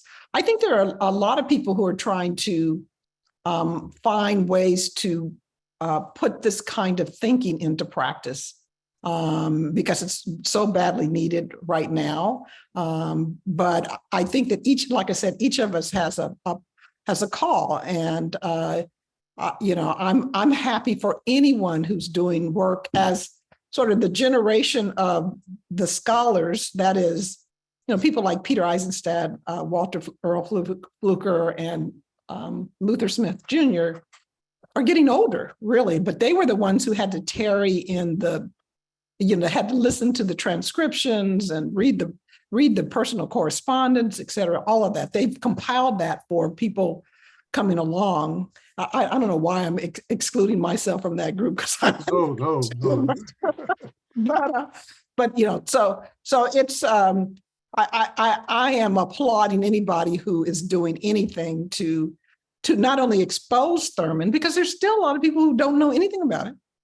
I mean, like me, I was like, 50, past 50s, almost, before I learned about him. And I'm like thinking, why is that? There's a problem. There's something wrong with this picture, which is why.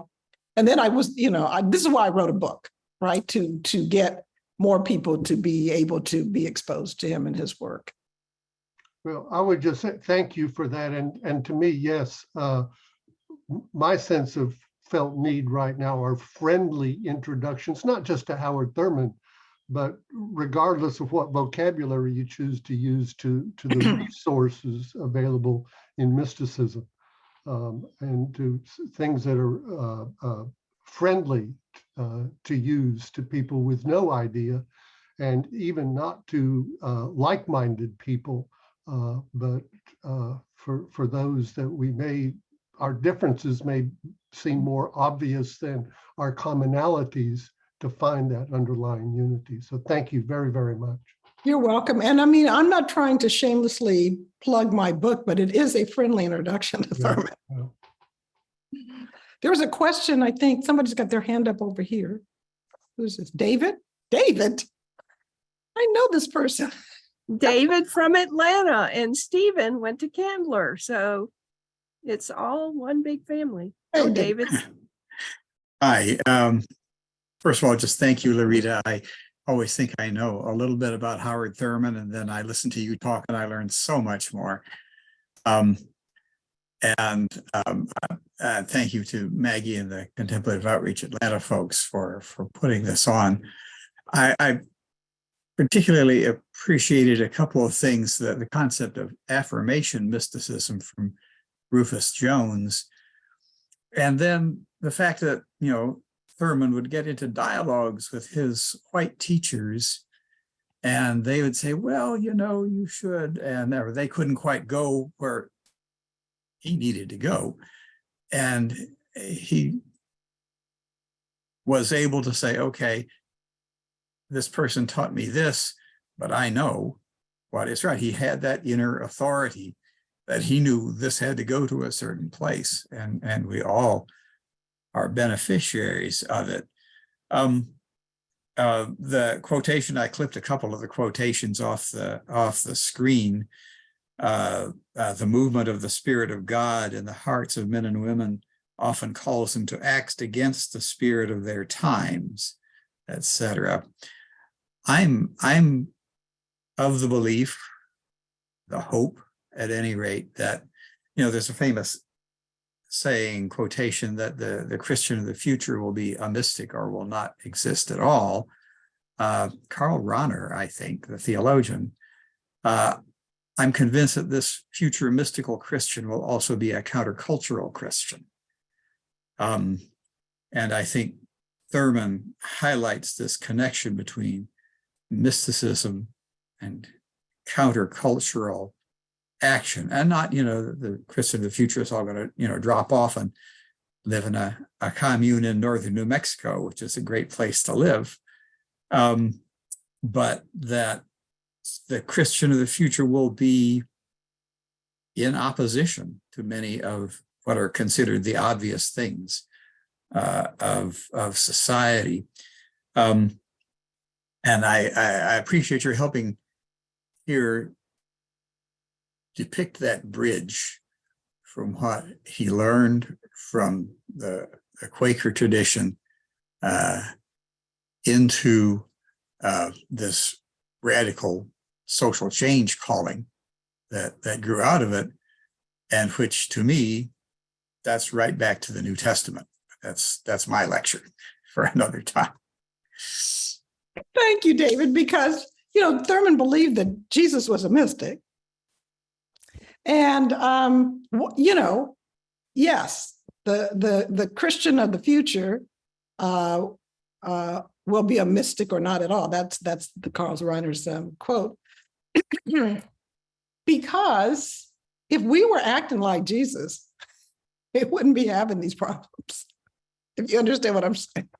So it's really a moving towards, sort of a kind of a more authentic Christianity, where we are being like Jesus, like he was every day in terms of how he dealt with people. And, Thurman at one point talks about when we need to love aspirationally, as Jesus did, and sort of says that we need to act towards the person as if they should be, as opposed to how they're behaving in the moment. It's challenging stuff, but it can be put into practice. It's difficult. I mean, or to live as a holy child of God. But if you choose to live as a holy child of God, that means that everybody else is a holy child of God, and you need to be treating them accordingly. So it's work, it's discipline. It's I think what the contemplation does is it brings it into our awareness, so that it's more conscious and that we can be more conscious in our behavior. But once that you are aware of it, then you are being called to practice those kinds of things. So yes, I agree with you in that sense. Do we have time for any more questions? Another question? We have two more. Benedicta? Okay. Thank you. Thank you to Maggie for putting this on, and thank you for Lerita for a wonderful presentation. I come from the Contemplative Outreach of Maryland and Washington. What I came to think about in terms of both Lerita's responses, but also the questions on the mystics or not, or how to characterize Howard Thurman, is that a very good word is prophet. And prophet is sort of in the sense, as also has been discussed by Richard Rohr in his daily meditations at the beginning of this year. Every day there was something on what it means to be a prophet, and he called on people to be prophet, not so as to predict what will happen in the future, but it is one who is truth saying, not always telling people what they want to hear, but is still by the preaching, sayings, is helping move forward the development and change in the world towards a better world. So, and that is, I think, what Howard Thurman was, and what he still, in a sense, can exemplify for us. So I just wanted to add that. Yes.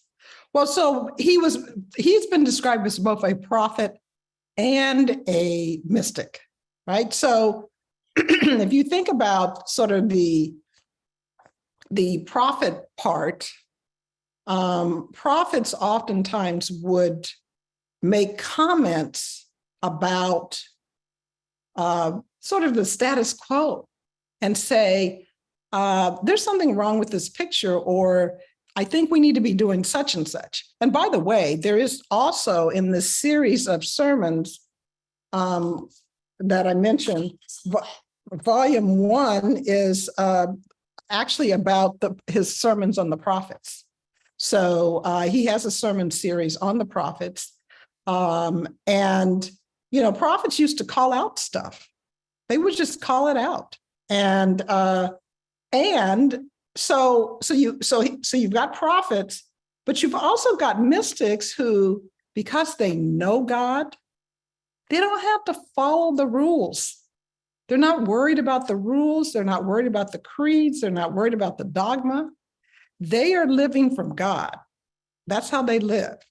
And, whether you like it or not. So you have sort of, and maybe there are mystic prophets. I'm not quite sure. Some people have described Thurman as a mystic activist. So you've got all these different terms. And I don't think the terminology is important as it is that you have people walking around who have a deeper understanding of what's really going on and are not caught up in all the stuff about one's denomination being better than another, or one's spirituality being better than another. None of that, because they know that God would not want any of that. That it's really always about what is going to bring me closer to God, and what is going to help me to help others be aware of the presence of God. So, all this other stuff is just kind of stuff. So prophet, mystic, theologian, I mean, you could go down the line of, all the different words, but Thurman would also be in the prophet category as well. Yes. I think we have another question here from Julie. Yes, Julie. Yes, go Julie. Okay, thank you so much for this wonderful information. I too am a Candler alumni and student of Dr. Luther Smith. And but my curiosity is on the church that was created. Wondered if Thurman's church is still operating, and what can we do as churches today to implement some of those same ideas, and how will that or could that move us into some radical reconciliation? So yes, the church, the Fellowship Church is still in existence in San Francisco. I don't think it has the same balance, if you know what I mean, sort of ethnic and racial balance as it did when Thurman was there, because Thurman was very charismatic. Some people described him as a modern day shaman, really. So you have people that come in, they're charismatic and they can just do things in a way that other people can't, right? But that's not to say that the church is still there and people are still attending, and they've got an active congregation. In terms of what can we do, and that's why I put that question up about in what ways can we start to introduce more congregational silence. So I want to challenge all of you contemplative outreach folks who belong to congregations to start nudging and moving people towards that. Perhaps maybe you might want to have a centering prayer group just before a service, a worship service, so that you're really kind of, I don't want to say subversively, but you're kind of working in a meditation time, sort of before the service. And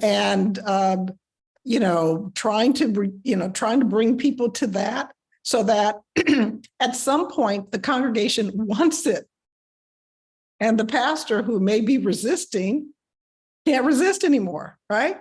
So, and I was listening to a sermon by Thurman the other day about the Essenes. And he says, people criticize the Essenes for going off to the desert. And he said, but they were very subversive. He said they were there doing the prayer and the meditation and the quiet and the stillness and all of that, because what they wanted to do was to get up under the foundation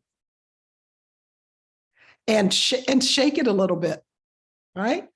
So, and I know, and I'm sure many of you know, that once you start something like that, for example, many years ago, when I was still teaching, I started a Friends of Silence group on campus for faculty and staff.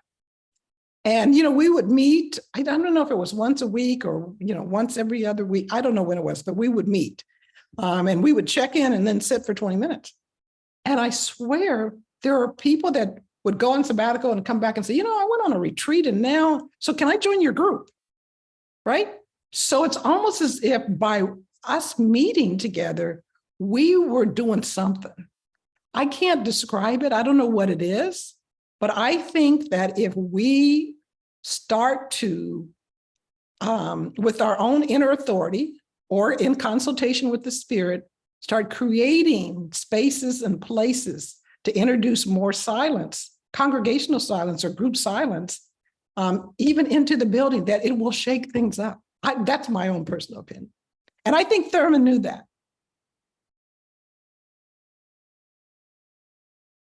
Other questions? We have one question from Ella in the chat, and I'm trying to find it. It seems like, Thurman broke out of all religious categories. Was he ever accused of being an atheist or against Christianity or against the US, like Dr. King's CIA stuff? Well, I'm sure that the FBI had a file on Thurman. I'm sure they did. Yeah. The other thing that's part of that, I think, is my question. I was really struck by how he convinced Dr. King not to use nonviolence as a tactic, as a political tactic, but more as a way, a satyagraha, more as a way of being. Well, like I said, Thurman, by the time King came along, Thurman had been writing and sort of pondering and working on this idea of non-cooperation for like 30 years, 20 years. And so, and there was already things happening, right? So there's a lovely book called Nonviolence Before King, written by Anthony Syracuse. It came out last year, I think, about all, and he highlights Thurman as really sort of like the godfather of getting stuff going, right? And then all these other kinds of things, campaigns that were going on.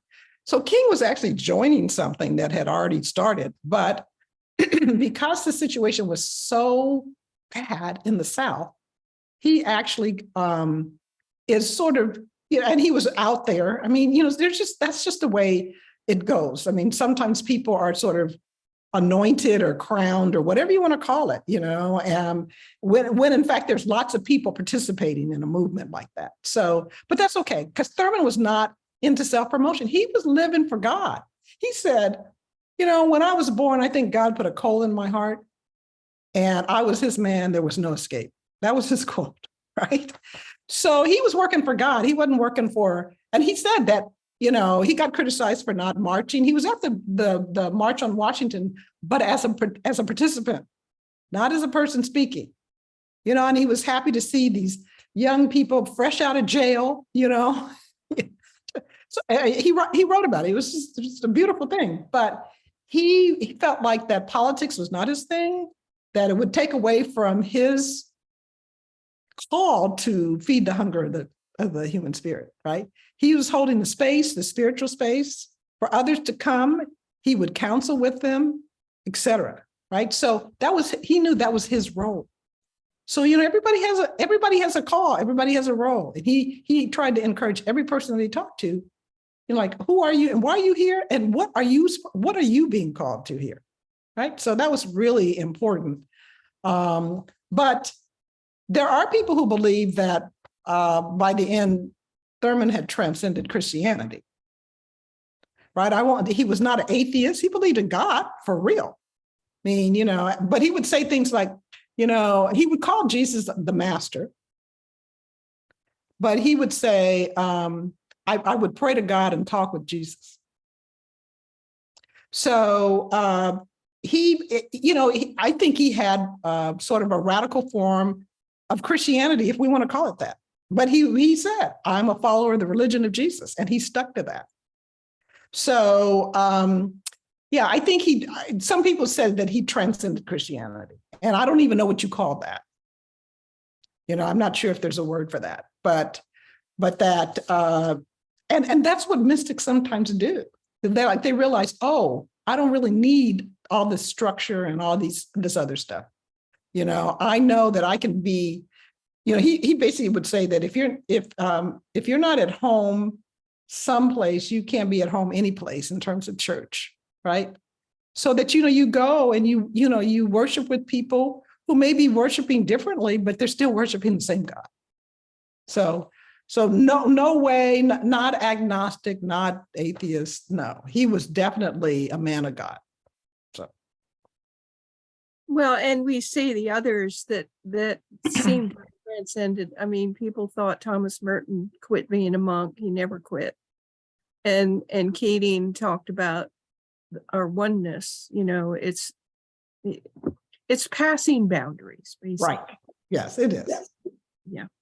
Thank you. I want to, can I end with a meditation by him? Please. Okay. I have this lovely meditation that I want to play. One of my favorites. And I want to end us with this. Now it's going to take me a minute to get to it because it's embedded in a sermon. So just give me a moment. I'm going to try to see if I can catch it. So.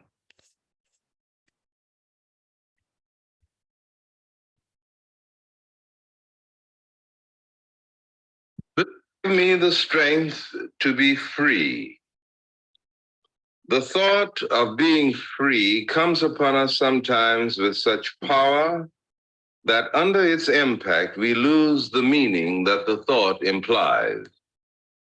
Often being free means to be where we are not at the moment, to be relieved of a particular set of chores or responsibilities that are bearing heavily upon our mind, to be surrounded by a careless rapture with no reminders of cost of any kind, to be on the open road with nothing overhead but the blue sky and the whole day in which to roam. For many, being free means movement, change, reordering. To be free may not mean any of these things. It may not involve a single change in a single circumstance, or it may not extend beyond one's own gate, beyond the four walls in the midst of which all of one's working hours and endless nights are spent. It may mean no surcease from the old familiar routine and the perennial cares which have become one's persistent lot. Quite possibly, your days mean the deepening of your rut, the increasing of your monotony, and the enlargement of the areas of your dullness. All of this and more may be true for you. Give me the strength to be free. Often to be free means the ability to deal with the realities of one's situation so as not to be overcome by them. It is a manifestation of a quality of being and living that results not only from understanding of one's own situation, but also from wisdom in dealing with it. It takes no strength to give up, to accept shackles of circumstance so that they become shackles of soul, to shrug the shoulders in bland acquiescence. This is easy, but do not congratulate yourself that you've solved anything. In simple language, you have sold out, surrendered, given up. It takes strength to affirm the high prerogative of your spirit, and you will find that if you do, a host of invisible angels will wing to your defense, and the glory of the living God will envelop your surroundings because in you, he has come into his own.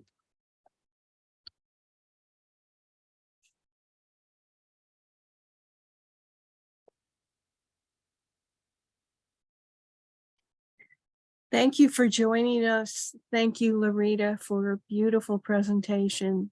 Thank you to John and Chris, our wonderful Zoom admins. We couldn't do it without you. We've had some requests for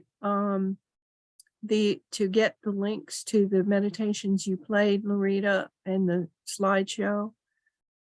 If that's possible, it's going to be recorded and we're going to post it on the YouTube channel. So we can send it to you if you like. Thank you so much for listening. Appreciate it. Getting up on Saturday morning.